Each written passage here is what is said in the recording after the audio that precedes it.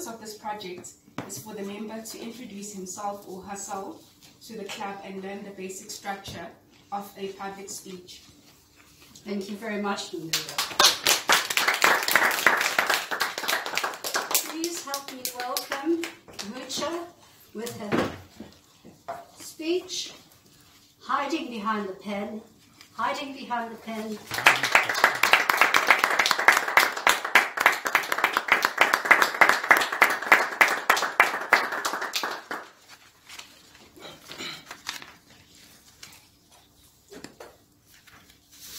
Hiding behind the pen.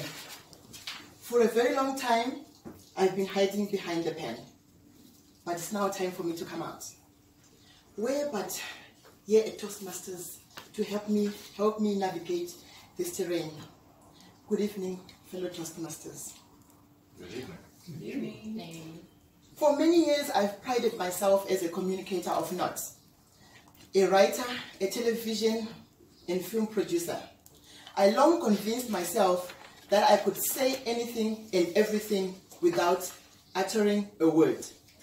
As a writer, I've worked so hard in telling stories, albeit with a pen. Is it not what the proverbs say? The pen is mightier than the sword. I have seen my written stories touch lives. My documentary scripts receive accolades. But still I vowed to stay behind the scenes as much as I could in case I put my foot in my mouth or my nerves might fail me. But no, not anymore. These purists cannot hide behind the pen any longer. Well, not at least in this new age. Not this digital era. Not in the world of technology and social media. The media and communication space has shifted drastically. The demands have been upscaled. They want to know the person behind the making of the headline, or in print media, the byline. But why, I've wondered. I'm always comfortable in my place of safety, behind the pen. Now I've realized that I cannot remain obscure forever. My voice wields enormous power.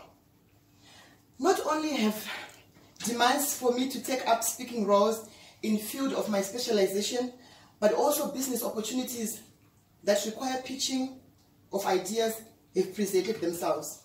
Opportunities to either inspire, motivate, or educate the next generation have come through. Countless opportunities have passed me by. Progression has left me behind as I remain in the shadows of those who can use not only the pen, but their voice too. Let me take you back a little. As the last child in a family of 10, I lived under the shadows of my much older siblings. No one knew me by name except Rita, or Valeria's little sister. Everyone knew me as, oh, that one, the last born. I accepted because it came with benefits, especially in the home environment. I was the baby of the house, even when I became someone else's wife and mother. This baby did not need to scratch her head to figure out what to say in a situation. Any situation. Big sisters had it all covered. Well, the blessing became a curse, as I lost my voice in situations where it was required. What a disservice to myself as a leader in my workspace and as a mother. Now I've been caught in situations where I have to help my kids grow in confidence in public speaking, and yet I still try to hide behind the pen. But why do I feel so vulnerable when I stand before men? Why do I hate the sound of my voice when I'm in front of people? Why does speaking make me sweat and get my heart pounding? Well, it seems sometimes my mind shuts whenever I open my mouth. I've never been able to articulate myself well, not in front of strangers. Yes, total strangers, they freak me out. But today, I say no more. It is time I turn my text into voice. How do I do that, you may ask? Where else except here with all of you, the ecosystem that supports me. Thanks to Toastmasters, I am on my way to reclaim my voice.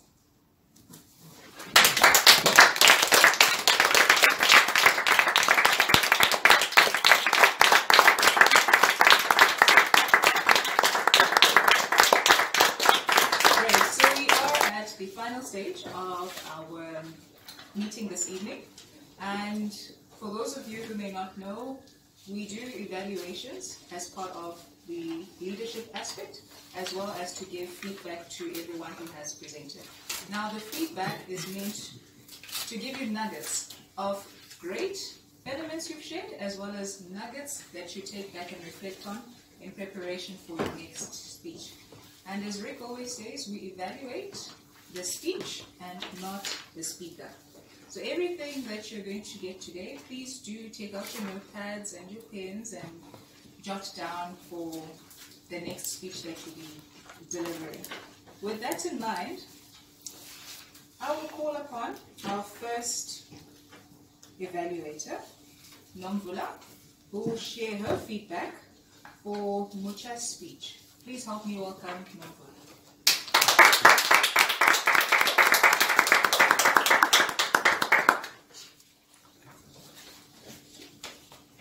Madam General Evaluator, and specifically to the lady of the moment, I really enjoyed your speech. You started with the pen. It was a thread that was used in the introduction, the body, and the conclusion. You started by saying what you currently do, which was a writer, producer, and then you went on and then you told us about your family life and the move behind your writing, and you ended on a good note or an affirmative point where you said that you are no longer going to hide behind the pen. What I also enjoyed about your speech, it was your humbleness in your sentiments. You made yourself vulnerable, and you were authentic and courageous as you told us your story, which is very commendable.